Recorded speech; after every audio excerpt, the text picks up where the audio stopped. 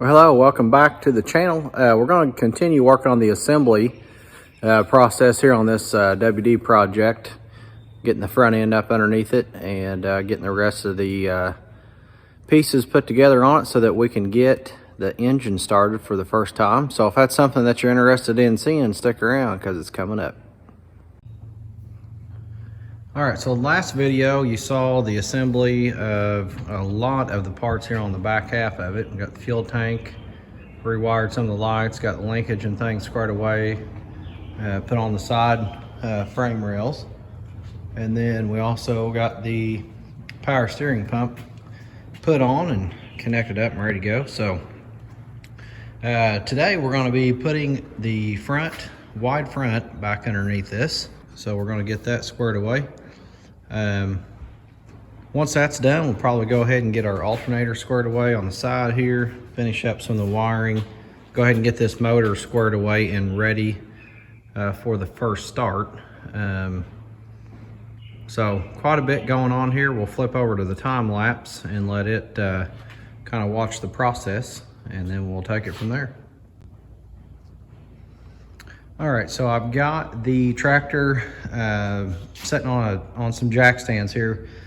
Had that galvanized tub underneath it, and that was doing a fine job, except now I need to get the tractor a little bit lower in order to get this front end on there. So had one little issue. My crane was maxed out and it would not lift anymore, so I had to use that floor jack back there, lift up with the floor jack and then lift up with the crane and work it up until I was able to get enough clearance to roll that thing out of there. So yep, that was interesting.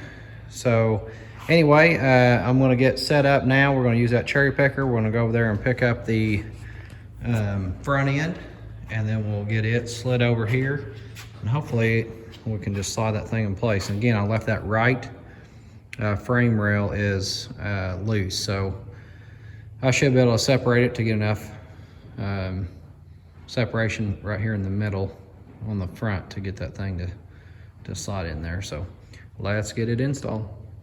All right, so I'll go over there and pick up that front end, and then I had to clean the side blocks off where it's going to slide between the rails. So I'll come back over here to the bench by my wire brush.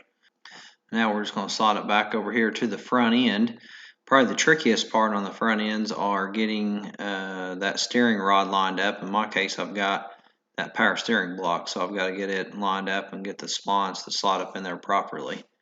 Now we're going to continue working on the ignition system. Got the coil in place. I went ahead and put my new cap and rotor on there. Went ahead and put my 4 spark plugs in place and the spark plug wires. If you don't know, the firing order is 1, 2, 4, 3. So make sure you get that set properly. Got my front belt put on for my power steering, and then I'm working on that water pump fan and getting that pulley in place, and then we're going to slide the fan itself on there. One thing to note, I've got the lower radiator hose already installed. You do not want to do that. You want to wait and put that on your actual radiator. So here I'm zoomed in on the hand crank start, and we're getting that reconnected here. All right, so I'm not sure how much you could see with the time-lapse camera, but I was fixing the hand crank right here. I wasn't really fixing it. I'd taken all of that off when I pulled the engine out. Then after the engine, that's when I pulled the front end. But anyway, put this bracket back in. The spring's got on the back side there's another pin. You can see that keeps that spring compressed. So I had to push that in, get my vice grips to lock that spring in place, and then push it in with my leg and drive in that other roll pin. So anyway, I got that squared away now, so that is good to go. And then I also cleaned up the alternator and shot a little coat of paint on that. So we're going to be ready to put it on next. Everything functions with it, so I don't have to worry about replacing that.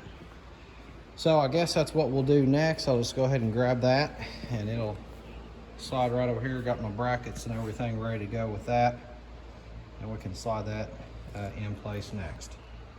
Alright, so I ended up going ahead and putting the radiator inside the front nose cone versus sticking on the alternator and getting that slid in place there. And then it's time to put the tires and wheels on. So jack up the front end.